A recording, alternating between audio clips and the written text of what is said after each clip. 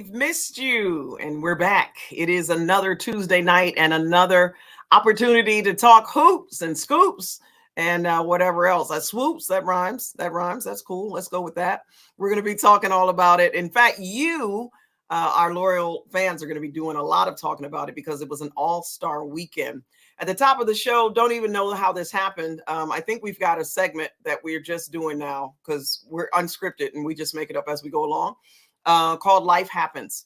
And I know that over the past couple of weeks, the past month or so, I've got some stuff going on in my family, lots of prayers for my brother. And, thank God we're all healed of COVID, but we've got some other stuff going on. I've got some other family members with some very disturbing diagnoses that we're not going to claim. And it always, I guess the reason why we go there is because life really does happen. And then we get a chance to come here. And so it's a blessing to see all of you every week that you show up. All of our fans that are watching on several Facebook, we keep adding Facebook platforms. So I know you're all over there, depending on which one you're on. Thank you for tuning in. Plus, we've got the YouTube channel. Remember, you can always check us out at certifiedunscripted.com. That's our website. If you want to drop a question, have some thoughts.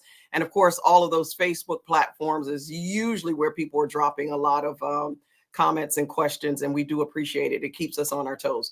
So without further ado, on the top of minds, because it was All-Star weekend, but because we live in a real world, is probably number 42, Brittney Griner. And to talk about that a little bit, we're going to welcome in the mighty Ruthie Bolton. Ruthie, good to see you. And of course, our executive producer, Rita Haywood, is here. And some thoughts overall. We're going to get to all of the fan excitement and everything that happened for All-Star Weekend. Give all of our listeners and viewers a chance to talk about it a little bit. You can pop some questions and thoughts in the chat. We try to get to them as much as we can. But just how much was it just kind of an awakening to know that in the midst of all that's supposed to be the fanfare that goes on called the WNBA All-Star game, there is a sadness. There's a dark cloud that kind of looms over as we recognize that Brittney Griner did indeed plead guilty and could be looking up to a sentence of up to 10 years in a Russian prison. She has gotten her letter out to President Biden, sent him a personal letter. I believe President Biden reached out to Brittney Griner's wife, Sherelle, said that they would be doing everything that they can to get her back. But there's also some thoughts that are out there about, in fact, I saw a great question. I'm popping it up. Thank you very much. Ballers Page wants to know right away, was the Phoenix coach Vanessa wrong to, Vanessa Nygaard, to publicly say if it was LeBron James, Griner would be home? Was she wrong to say it? Any thoughts right off the top? Welcome, Ruthie. Hey, ladies, how you doing? I've been Ruthie. What's up, Rita? How you doing?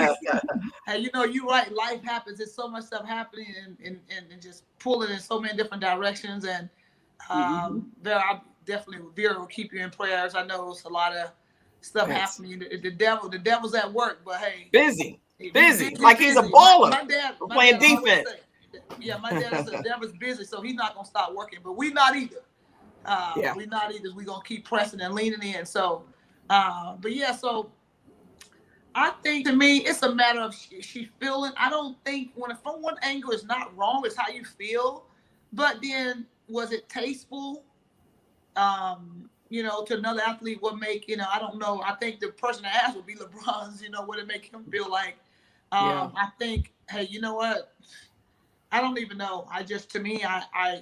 She was expressing her emotions, her feelings. I don't know if that was that sort of maybe attack on maybe LeBron's, maybe saying like, what do you make me, I can see him saying, what make you think they'll do it for me? And so is that so I don't know. Sometimes we can always use a better choice of words. That's just life, and we always tell kids use a bit different, use your words or use a better choice. So I don't know if I want to, cancel her out so fast because of that. But sometimes, it's a lot of emotions going on. And so I think the key is just to talk about it, to address it. I know a lot of people constantly talking to me about it. I said, Are they doing enough? Are they doing enough? I don't know, but I do know that the conversation now, I'm seeing it more on CNN, Fox, and like people having a conversation, dialogue. So I think that's the key, is that don't sweep it on the rug. Let's just talk about it. Let's figure out a way. We don't want, because there's no magic and this happens and she's, I think that's what a lot of people want to see. Like, make this go away. Yeah. How do we make this go away? So it's painful. It's painful to think about it. Ruthie, you've played overseas. You've been in the league. You know what overseas play is like. You've been in the Olympics. You've done it, and it's a scary enough feeling to be outside of your own country, away from your family, right? But then to be put in prison, and let's just be real, a Russian prison. Yes, and when I see painful. her, it makes my heart throb. When I've seen. I was wanting to see video. I was wanting to see pictures before they were showing us anything, but now to see her in handcuffs, because I've had many great conversations with Griner. She always talk about I was giving her a hug, and she just has a heart of gold, and I just want to just give her a hug. I just want to give her a hug and just I don't know how messages are getting there, but just let her know that we love her, that people are thinking about her, praying for her. And hopefully just praying and being optimistic and believing that God can do anything. And I think that's the key, is to stay prayerful and not start throwing daggers at people, especially our own, just keep praying, lift it up, and just really trusting that she will be free. Like, I'm thinking, like, you know what, she's going to be free. She's going to be okay. I know the reality, but hey, we're going to think optimistic and believe.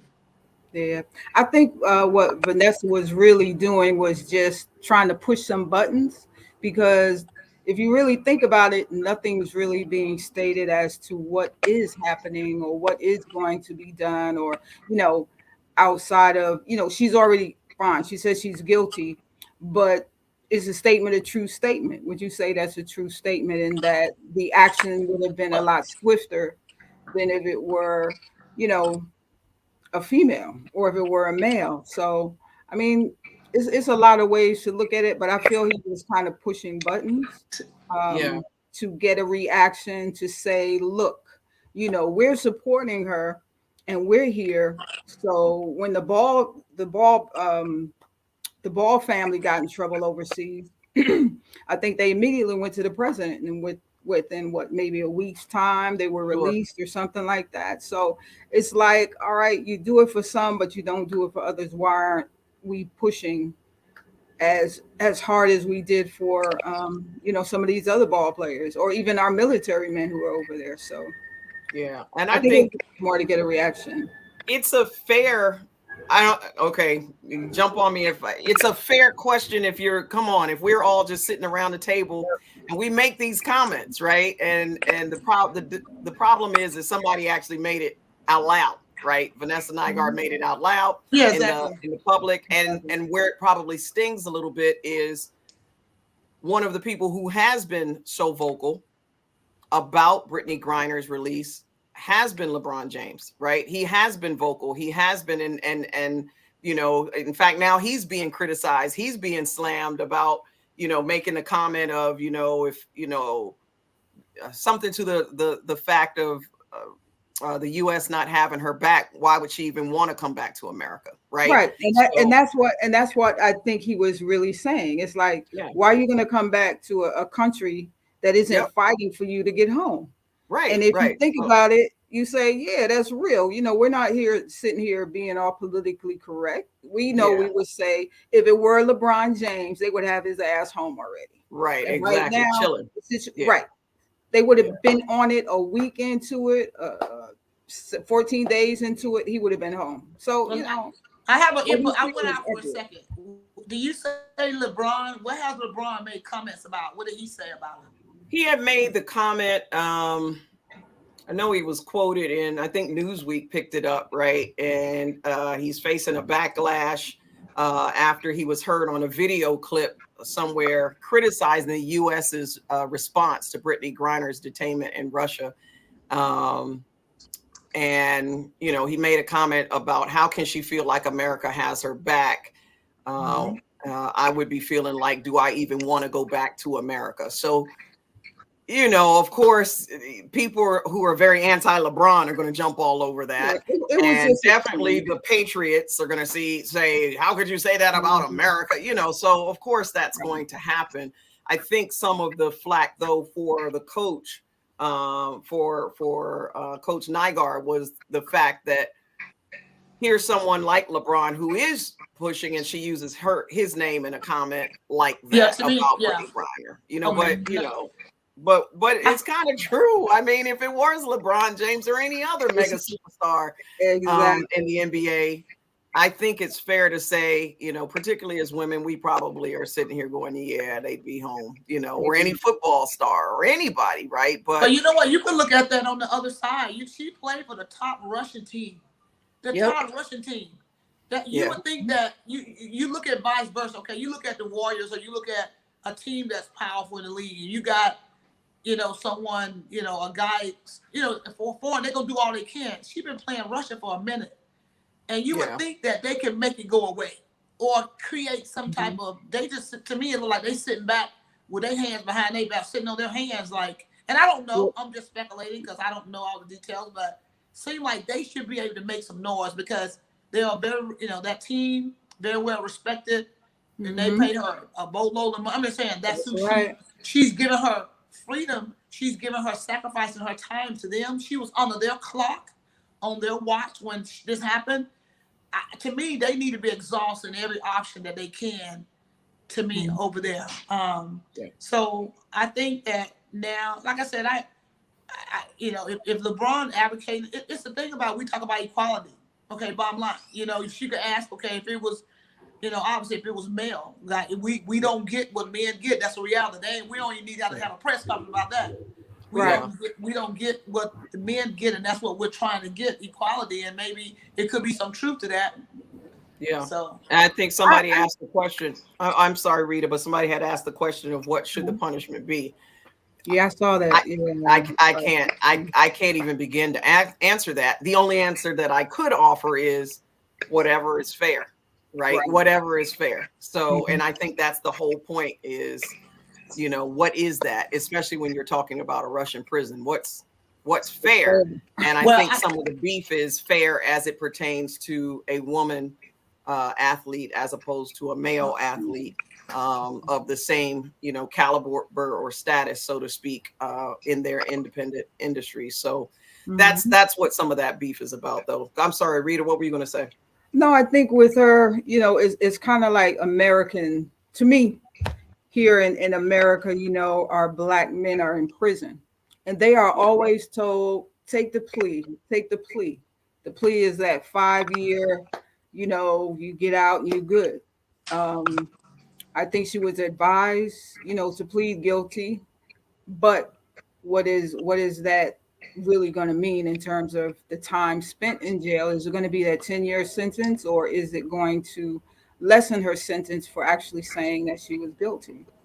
Yeah. You know, so it's going to be very interesting. Yeah, I've heard. I've been watching the news, and I guess some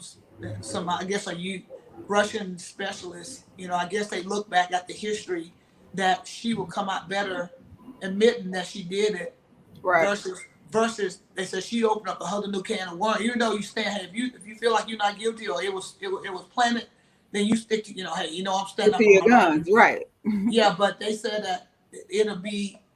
And the thing about it, when you got people are just bad, they bad. So it's like almost like, oh, okay, so it's gonna be better now. She admits that she's doing it. You know, okay, do like you do somebody else, some other celebrities. Fine, give them a big fine, put them on probation. Even if you say you pay this and then you can't come back to this country or something, it don't. To me, there was some. It ain't like she hurt anybody. I'm just speaking from my perspective. It ain't like she was just a little bit of weed. Hey, exactly. Okay, they making a little bit of weed or whatever, and that ain't even my thing. But hey, you did that. You broke a rule. Okay, we acknowledge. Yeah, you went on national. Yeah. The world knows what you did. Now the embarrassment. Now you broke a law. Pay your fine and keep it moving.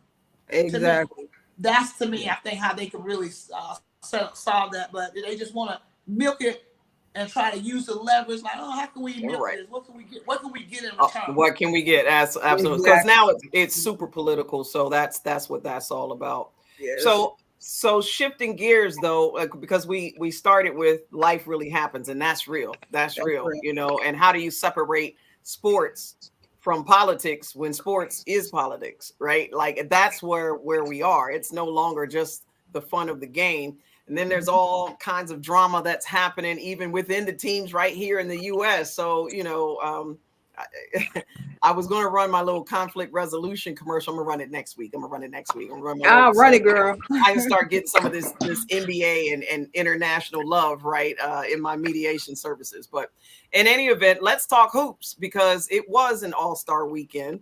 And one of the first things that obviously stands out is Kelsey Plum as the MVP, dropping 30 points. Threes left and right. And then, she tried to get a little funky with it, some behind the back action, took it to the hole a little bit with that. Oh, wait, this way with the left, right? So, you know, so thoughts on Kelsey Plum and this new, when you see some of these new faces that are stepping up. I mean, it's her first ever WNBA All-Star game, and she shines bright like a diamond, so to speak, ends up as the MVP. That's got to be exciting. And now the discussion is, and I'm going to go ahead and ask this question so I can get mine in before I start taking everybody else's.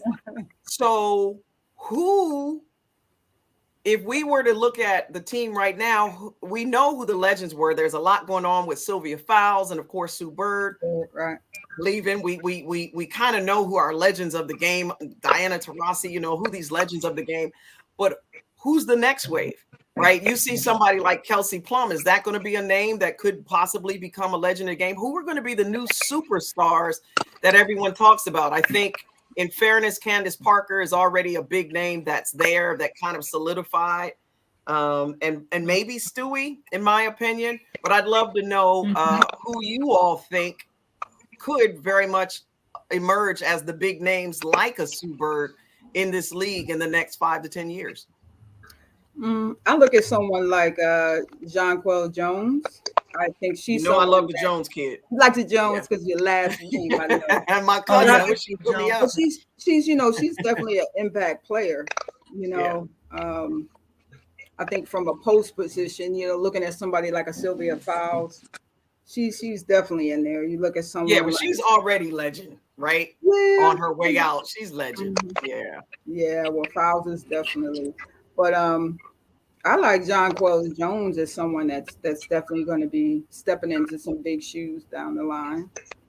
Wow, Erica Mitchell says Ryan Howard. It was her first. Ryan, what did Ryan? I think she had like 19. Did she drop 19 points? I had some notes somewhere. No, that was Ionescu, who is another name if you can learn how to pronounce it right. That's another name that I'm thinking might emerge as one of the legends. Just saying, Erica's still moaning and groaning because DT wasn't on the roster. Did we miss Diana Taurasi this year? I mean, with you got Sylvia Fowles dunking it, you got Plum dropping 30. They got a 4-point shot from the corner. Did we miss the likes of Diana Taurasi this year, or is there enough talent to go around? Well, you know, it's interesting when you say miss. Yeah, I think Diana Taurasi is Diana Taurasi. I think what she has. Nobody can ever be Diana Taurasi. And I'm a Taurasi fan. I like just, you know, her game is, you know, she's proven. I'm like what she's done. But I think when you look at, you know, would there be other talent? Of course. I think that's what makes America so great. The WNBA. We 2 teams less. We are 2 teams less. We need 2 more teams without even no question because of the talent in the league. And so back to the other question, I think Plum could be that next guard, the next Bird that comes in and dominate because she's in shape. She got that resilience. She got that flashy, but she still know how to put, you know, she just played with that fun. Like, I would love a teammate like that. She played for the love of the game, and she, you know, and I think her and Wilson could be a duo. I think Plum, if she could stay healthy, and to me, I think she could be that next player that dominates and get back-to-back championships. Somebody said, that's my man Xavier, talking about the 4-point line. Get rid of it as soon as possible. Never miss BG so much in the All-Star game. Yeah, Engelbert used that as a substitute for BG. Normal dunks, right? Used to seeing Brittany Griner, right, in the All-Star game getting a dunk or two or whatever. But it definitely was a different, like I said, there was a different cloud over it all. Good point, Tanya, about Jonquel Jones. And I think this is a piece of, this is kind of where I was going with the question is, I'm not asking who's good enough to be legend, because to your point, Ruthie, there's a whole bunch of talent in the league right now, right? Absolutely. But it's the media and the social media that kind of builds these legends and all-stars in our mind, right? It's the players that get the rep. I can think all the way back to Cheryl Swoop's shoes. Not saying that Cheryl Swoops didn't earn it, right? But that's how we began to, people began to know, even if you didn't watch the game, it was the media, it was watching them on TV or seeing the little commercials. Remember the little, what do you call it? The little Rascals commercials, right? Yeah. And so we start learning about people from the outside. And my son actually sent me, you know what's hot now that I don't know anything about? NBA 2K. You play video games? No. My boyfriend plays video games. I ain't even gonna tell you how old he is. He plays video games. Well, I don't know very much about it, but I did want to take a look at that. But I'm thinking about like how Candace Parker, for instance, has made it to NBA 2K, right, on these video games, and how people are starting to learn about who these WNBA players are. A lot of it is coming through that.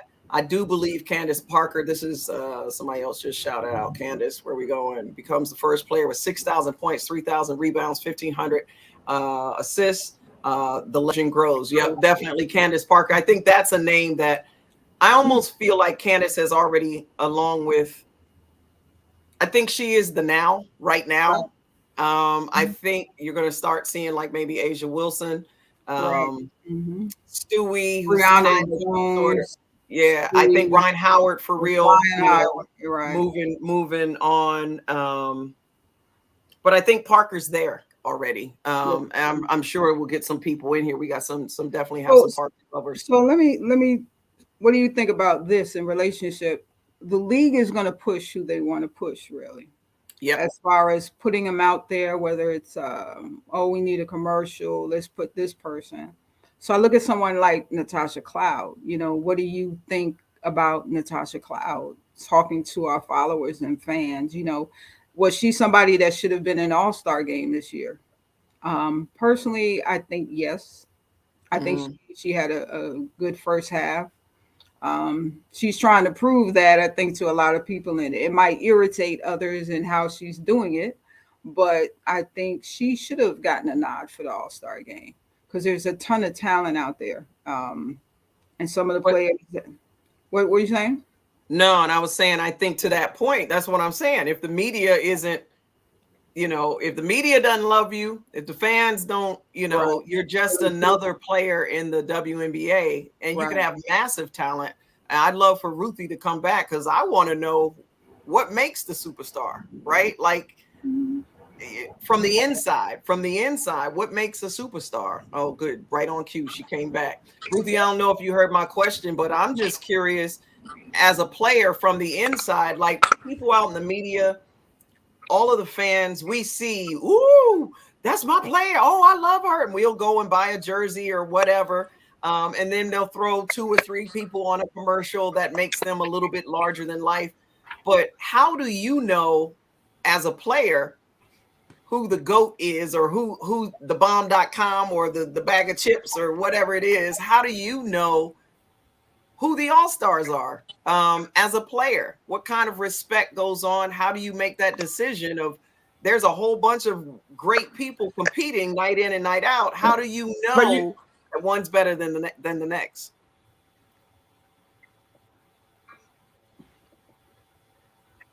Ruthie, you got me? You know what? It's a lot of it got to be, can y'all hear me? Yeah. Yep. Can y'all hear me okay? Yes, we got you. Yes. Go ahead. Okay. A lot of, you know what? It's a combination. Okay. It's a combination of maybe whatever they looking at, the player might, their agent might have something to do with it. Not that, you got to have a player with decent talent, but when you go to look at what 3 players you're going to put in this commercial, and you sort of go with a player that the better player might not get it, but a player with notoriety, a player that maybe the media pushes, the player that the media is making a big deal about, you may go with that. Because it's definitely during my era. You think about one player that we should get on here that was a fine player, Betty Lennox, and she did not get a lot of pub. Who was that? Betty Lennox was Betty Lennox. Yeah, Betty yeah. Lennox. Yep. Yeah, she was a really good player. Like, but people, the media pushed, no matter what she did. Like, and to be honest, and the media pushed certain other players or whatever. But when you think about, she won championships. She won.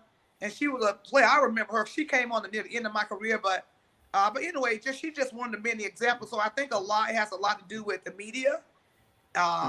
They just like certain players, and I think, but hey, that's my question. Do you know why? Why? Like from the inside, what are you all saying? Why they like this player over why they might like another one? Right?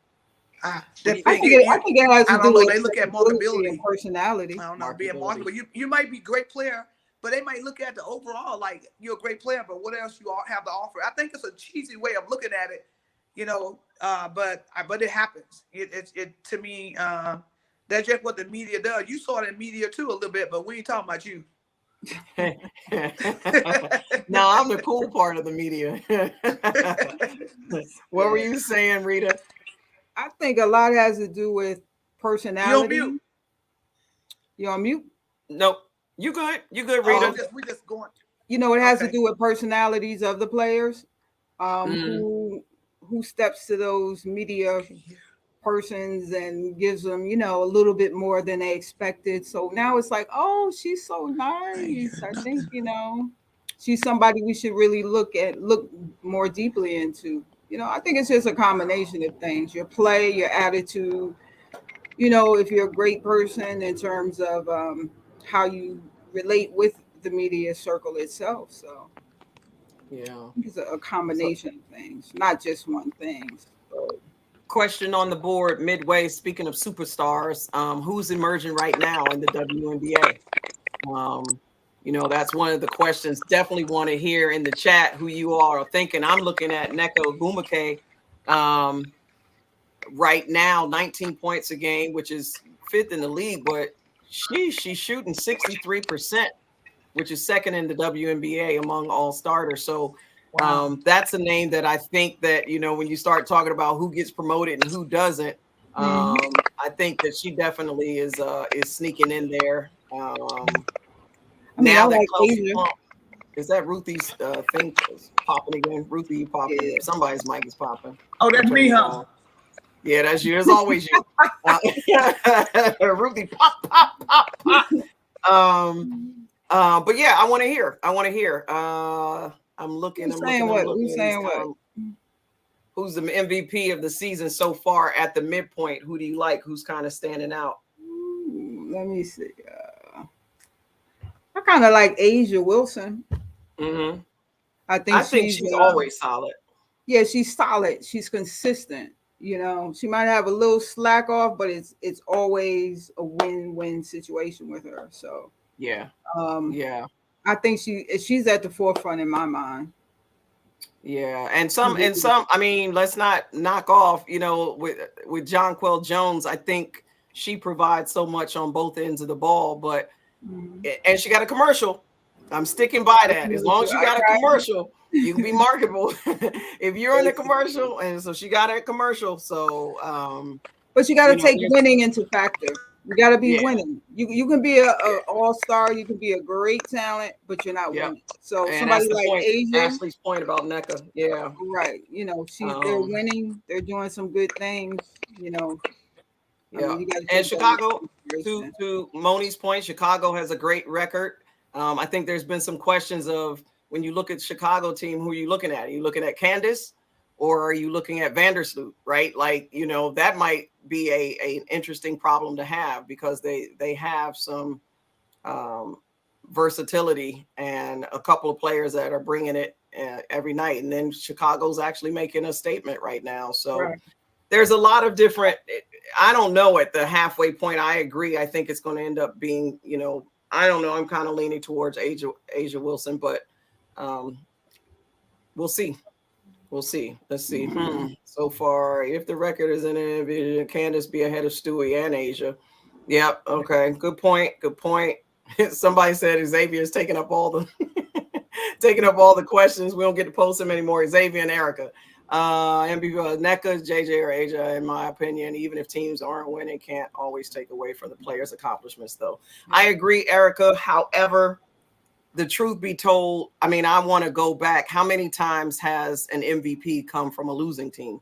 Like in NBA or in WNBA, right? It's always it almost always is going to be one of those two teams in the final. It might be that team that made it to the semifinals, right? But it almost always is going to come from that winning team. And we've had this argument a lot. Does the most valuable player, this is a question that I have had long debates and long nights over adult beverages of which one of these is right. Is the most valuable player to her team that helped her team win? Or is it the most valuable player, the player that every coach would say, I would drop, I'd have to have that player. Like I would do anything to have that player. They're the most valuable player of the whole league. Because we always, and I'm going to say it always goes with the former, because it always seems to go to the player that plays well, and maybe that tiebreaker is on the best team, help their team win. Succeed, right? Yeah. So is it fair to say that you can be the best player, the most valuable player, and not be on a winning team? Is that? Yeah, you got to. Guess what? The most valuable player on here. You go ahead, Rita. Go ahead, Ruth. Ruthie, go ahead. The most valuable player, I think they. Okay, I think. Am I talking now? Okay. Yep. The most valuable player. The most valuable player to me, they might need to really examine how they're saying it, because to me, the value player for your team, you might be that team that was 2-12 and you made it to the semis. I'm talking about you came in and you brought it, you got your team back. Maybe you lost in the semis, but you were valuable to your team to make it there. You got somebody that go to the championship, they give it to them, but they team could still win without them. So it's about, can that team survive without you? That team that was third place could not have won any game without their player versus the team that in the semis. We were good. We had about 5 solid players. We could have won without that particular player. So I think when you look at the most valuable player, it needs to be the valuable player for that team. That's my perspective. Like, what is the most valuable player? So what you mean by value for the league? I'm like, there's a lot of great players. So now you're looking at a whole new can of worms. You say, oh, the most valuable player in the league. There's a lot of great players, but who is valuable for that team? Who can that team not do without? You know, and this is a tricky thing right here. You know what? I don't care. Maybe somebody averaged 20 points, 8 boards, and 3 assists, okay? Or somebody else averaged 15 points, 5 boards, and 2 assists. But you look at the valuable. It could be, when does leadership, when does that player that comes in, like if you don't score, even if you're not playing, you got players that don't even, that might be injured. They bring so much by their presence.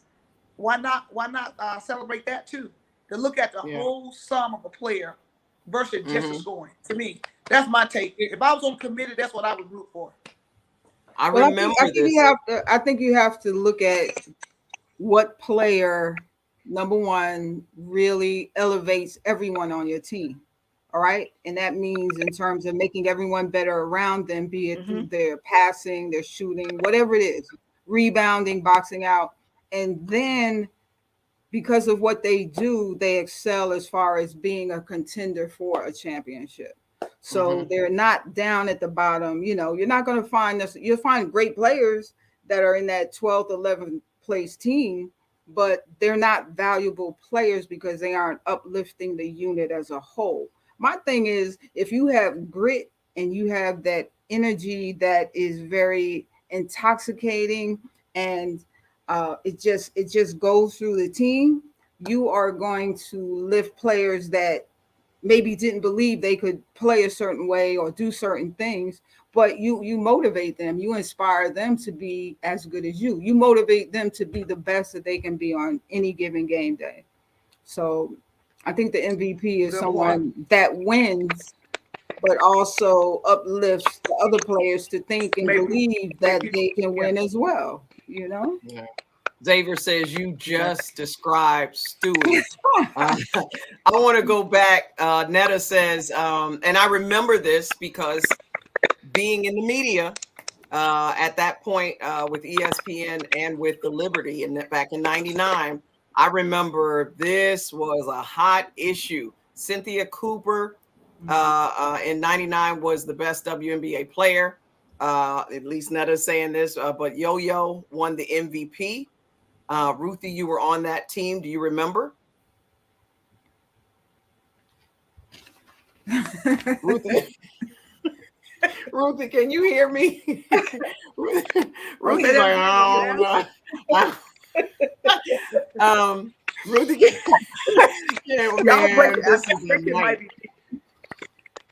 Ruthie, do you remember what Netta was talking about this year? Okay, all right. She just got the mic popping. I'm gonna have to turn the mic off. I gotta turn your mic off, Ruthie. Netta, I remember that year. I absolutely do remember that year. Ruthie, when Yolanda came from the ABL, she might have been the best player back in 1999. But I thought Yolanda Griffith earned it that year. Cynthia Cooper probably made a big deal. You know, kind of her get back was she ended up winning the title with Houston. So I do remember that. But the truth is, you know, how do you decide? A lot of comments are coming up now. I'm trying to unmute your mic. Unmute your mic, Ruthie, if you can hear me. Can't unmute your guest because they choose. Okay, yeah, there you go. I don't know if you remember that, but can you speak to that year? Did Yo-Yo deserve it back then, do you think? Oh, yeah. Yolanda, to me, a scrappy player, a player that was not put in the spotlight. She's another player. You never saw Yo. Did Yo ever make a commercial? Nope. Did Yo ever? Nope. Do you see her in a lot of? No, they didn't do that much for Yo. And Yo was balling. Yo came from rags to riches per se for us to gain, and she fought her journey. Now, you know, I love Cynthia Cooper, but she got game. Cynthia Cooper flew on a plane somewhere, but Yo rode a bike. Okay, Yo had a stronger, she had a more challenging route. So I definitely think Yo did not get what she deserved. Sorry, Yo did not get what she deserved, and not taking anything from nobody else. Coop do her thing. Coop is Coop, but I definitely think Yolanda, everything she got, she deserved that and more, and hands down. And that's to me, she deserved that and more. Hey, we would talk about life happens. Thanks, Ashley. Didn't even know this. Maya Moore and her hubby had the new baby. Yay! Yeah. Welcome. Vandersloot, I threw that name out there about the midseason. We were talking about who is starting to shine in the middle of the season, as well as who's, you know, taking their teams. Chicago Sky at 16-6 on top of the league right now. The Aces in Las Vegas at 15-7. Seattle's pulling up third at 15-8. And then the Connecticut Sun 14-8. Mystics 14-10. The Dream, and then it just kind of goes down the hill from there at 10-12. There was some talk about whether the LA Sparks were going to start to make a turnaround. Don't know. Definitely missing Penny. Thought that Penny would be here today to speak to this a little bit. But I think they're making a turnaround. I think that Fred Williams have them believing that they can do, because if you think about it, their last 7 games, they've won 5 out of those 7 games. Yeah. So he's injecting them with some type of belief and some type of energy, because, you know, you look at them in the beginning and now you look at the now, or you look at all the different shifts that are happening, whether it's with the Aces came out the gate super strong. and on fire. Minnesota came out kind of slacking, but now Minnesota's turning around. So, it's kind of like ebbs and flows when it comes to a lot of the teams and those that are contending now. But Fred, I think, definitely has injected them with some energy. Yeah, I agree. I think when you win your last 5 out of 7 games, on the momentum, and Fred, he's hungry. He's hungry to prove himself. He's been 2 or 3 different teams in the league, so he's like, hey, this is my chance to really show that what I have. So I think Sparks will come out of the gate. I think they're gonna have a better second half. Yeah, and Nika's averaging, I believe, 19 points right now. And as long as she stays healthy, they'll go far. But if she gets hurt, there's really no one that's proven that they can really step in and fill that spot. But as long as she stays healthy, they'll go far. I told you I get stuff in my inbox. Sometimes people text me. There was, I can't remember who it was, but she was annoyed and irate. There have been, not to knock the WNBA, but since we're unscripted, we call it like we see it. Apparently, a lot of the, like the 3-point shooting and all of the extra little festivities, they were closed, so a lot of fans could not attend. Cheer, and people had traveled from all over to Chicago to be, to, like in the old days where you could go to all of the events and everything. And so there was a lot. I think the league took a lot of hits on, their lack of accessibility for the fans. And I'm wondering, do we have anybody on here that actually went to the game? Or because one of those people actually that hit me up in my inbox, I cannot but remember who it was. It's driving me nuts. But if you're watching, tell us about it. What happened? Were you there? And how disappointed, basically she was just voicing her opinion on how frustrated she was when she got there. But you know what happened, Vera? The league didn't really advertise where the All-Star game was going to be until maybe about 2.5 months before. So usually, when it's the NBA, you already know a year or 2 in advance, next year, or even with the NCAA tournament, next year it's going to be in Florida, following year in Texas. They didn't have that with the WNBA All-Star game this year. So a lot of things, Chance the Rapper performed, but they only had limited, admittance. Number one, because of, it's still COVID season. COVID protocols, Then just safety, the whole gun law things. I mean, you have so many different reasons, but it really hurts the WNBA because there were opportunities for them to capitalize financially and to monetize the events where you could see, wow, the WNBA is making money. It can produce, numbers in terms of financials, but people weren't given that opportunity. So normally you might plan a vacation. It's like, oh, we're going to take the kids, the family. We're all going to go out to All-Star weekend and make it a big, weekend for the family. But they weren't able to do that this year because everything was kind of locked down. And I think overall numbers. And I think like Mike's Hoops page, thank you very much for this question. This is why I wish that, because I know that Spoon would probably light this up, Penny too, but question, why don't a lot of former WNBA players be at the All-Star weekend? Big shout out to both Dawn Staley and Cheryl Swoops, who were both former guests here on our show, our sisters in Certified.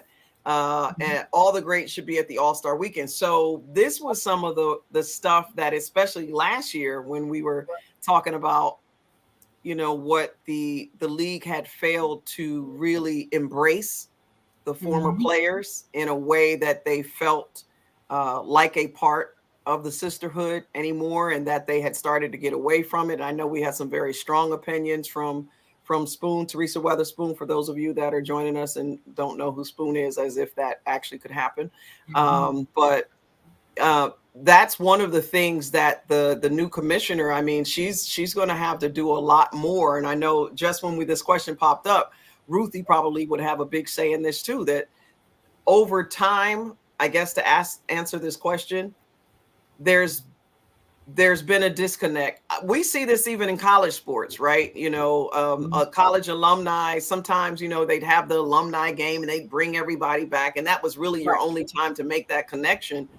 but it just in college athletics as well as in the NBA, excuse me, in the WNBA, someone's job needs to be, your only job is to be a liaison from the legends and the legacy of the past, so that we can continue to market this and grow this game for the future. I don't know if that job exists. Not trying to throw somebody under the bus to say they're not doing their job. They not doing their job.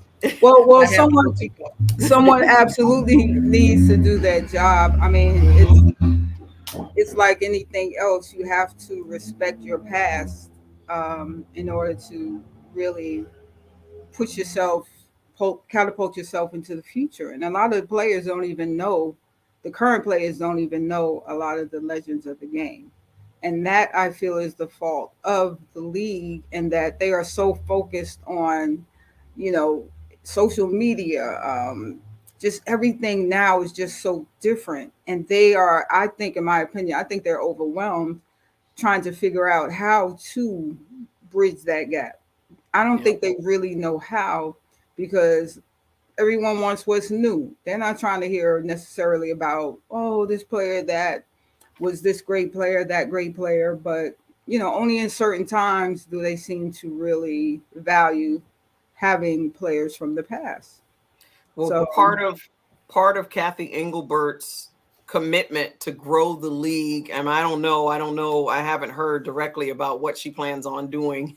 I don't think anybody has talked very much on how they plan on bringing the legends back into the game, and or the former players, the veterans, back into the game as it is now, and making that bigger connection and building the fan base. Because I can tell you right now, there are a lot of former players that don't even watch.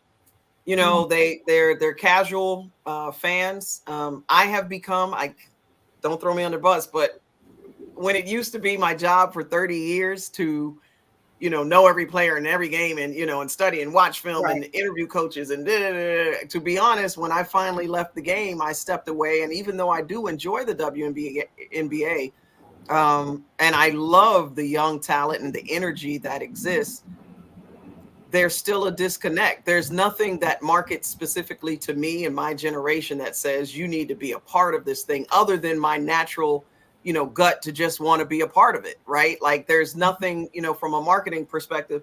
I'm going back to, what my son sent me some information about, like N2K, like a younger generation, that marketing, because you got Sue Bird and Diana Taurasi, who's going to be on the cover of the expanded women's version of NBA. Am I even saying it right? 2K or whatever it is, the basketball. I'm sorry, I'm not a huge video person. So you have that, but again, that is helping, I think, a younger generation kind of be connected, but reaching back to get some of the old heads, like myself, and of course of all these people on staff, all the people that supported it. I'm not sure that there's anything specifically from a marketing standpoint that speaks directly to them. Erica has a thought about. Oh, go ahead. I don't mean to interrupt, but I think also that many of the players that aren't involved feel like the league forgot about them. That once they, they used them up and their needs were done and their time retired, the league really didn't reach back to them, to say, oh, we have an opening coming up, or come back to, rookie orientation and speak to the players. So I think they do more of that now, but not when they probably should have done it initially.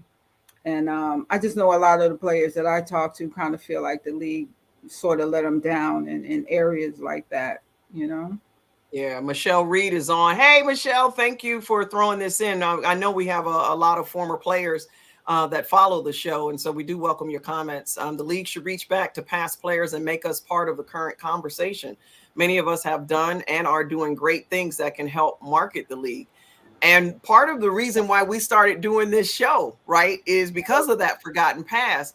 And it's interesting because one of the critiques or criticisms I heard was, I like the show, but you guys talk too much about the past. You don't talk, it's not a show that's giving us enough updates about what's going on in the league right now.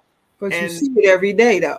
Yeah, the point is, we can get that all over social media. What we don't have is, what we don't have are some of these voices from the past. And I'm very, very proud that we've had an opportunity to talk to a lot of former players, as well as some of the existing players and coaches like Dawn Staley, and, that can give us some insight into what's needed.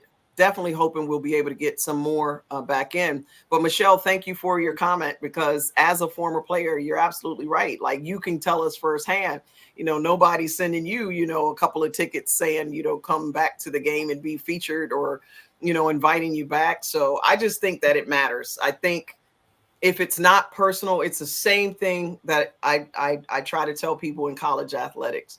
Once you personalize it, when you come back and say, Vera, we know that you played 30 years ago at Syracuse University, and we loved your Jerry curl and the juice, how they got on the floor. And, right. You know what I mean? I'm like, oh, they love my Jerry curl, my jump shot. Like, I'm like, oh, they love me. Right. Like, I feel like there's a connection that makes me want to be involved. Right. And if you don't personalize it, if you don't have that person in place that says, hey, we want to bring you into the locker room, introduce you to the players, or feature you at halftime, or just come sit on press row, and we want to honor you. There's what exactly is being done. It has to be a truly focused effort.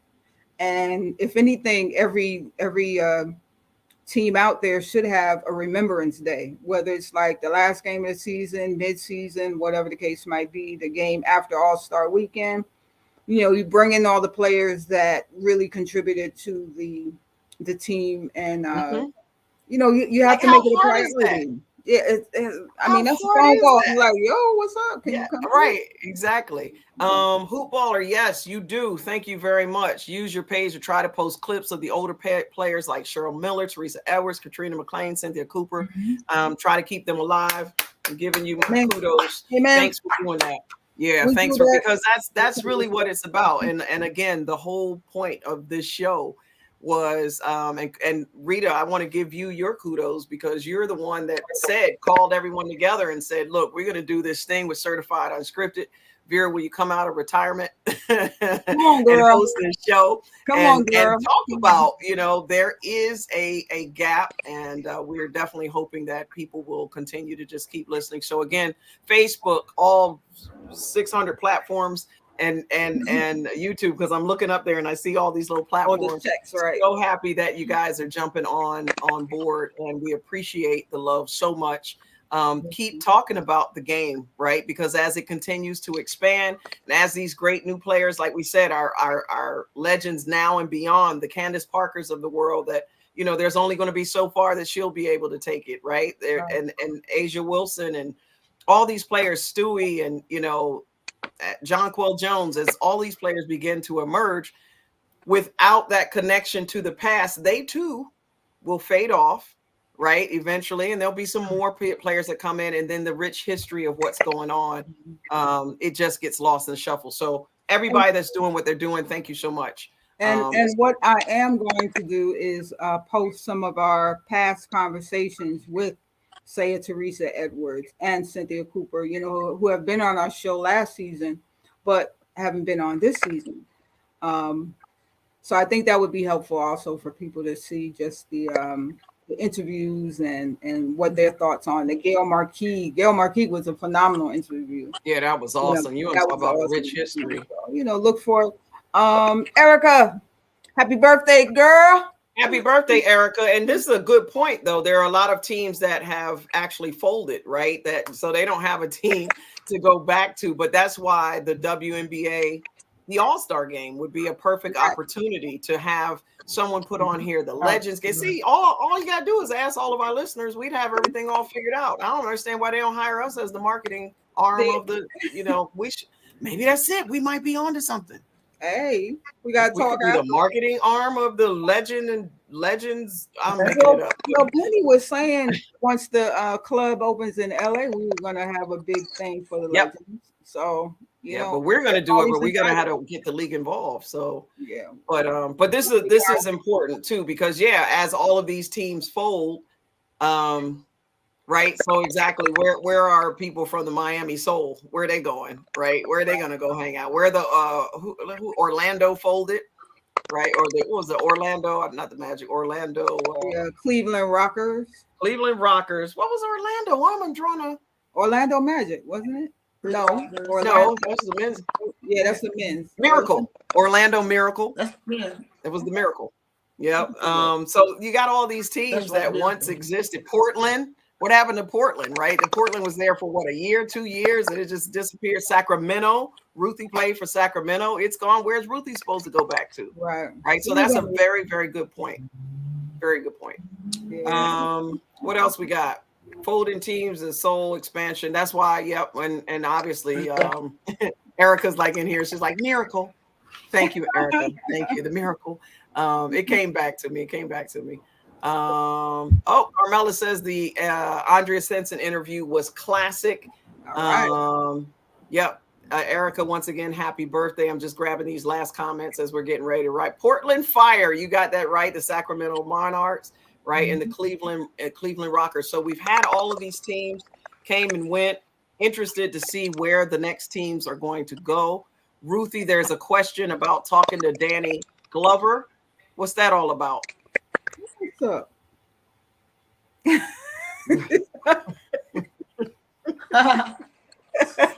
Ruthie, okay. Ruthie, I don't know what kind of internet. Ruthie internet living back in Abe Lincoln days. What is going on with Ruthie? Okay, what happened? She was at an event, and you saw Danny Glover.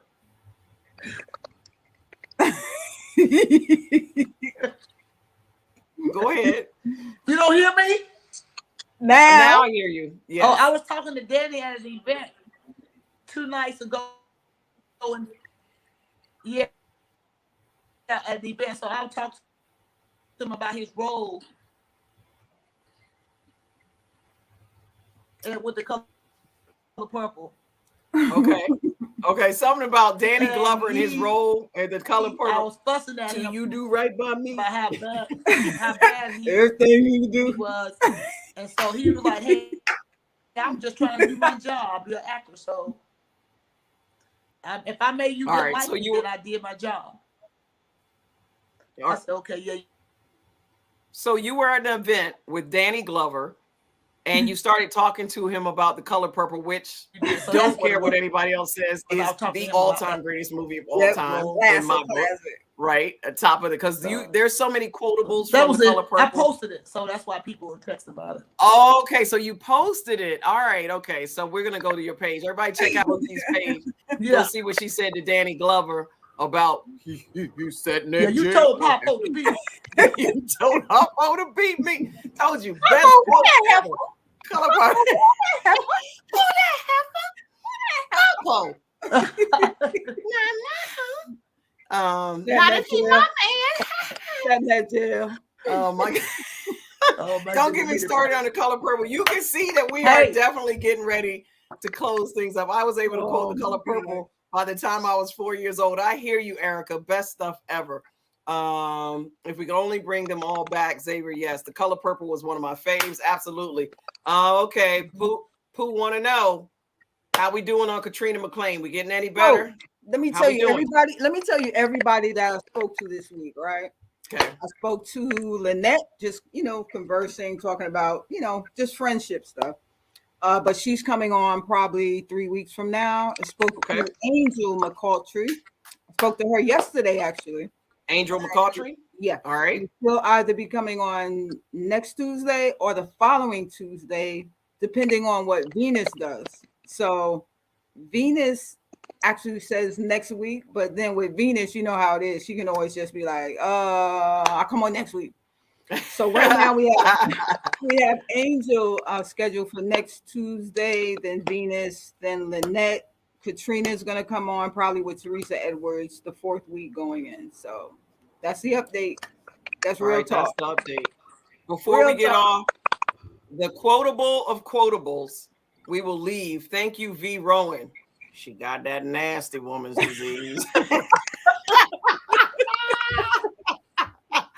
Ain't nothing like the color purple. Thank you, B. Rowan. That's classic. Oh my God. Classic. Oh my God. Built not tell nobody but God. Oh my gosh, rolling them out. That's how we should go off. Everybody just throw up your best color purple, quotes, and it's a wrap. It is a wrap. We miss Penny Toler today. We miss Teresa Weatherspoon.